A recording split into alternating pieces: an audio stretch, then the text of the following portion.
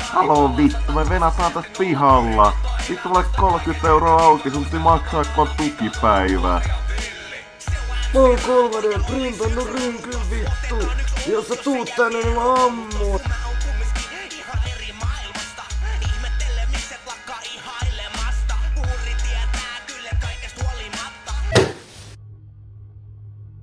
Ei vittu!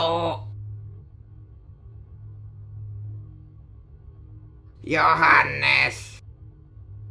Poltit sä taas sitä vitun sativaa? Aina käy näin.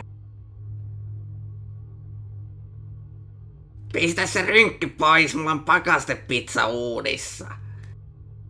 Okei.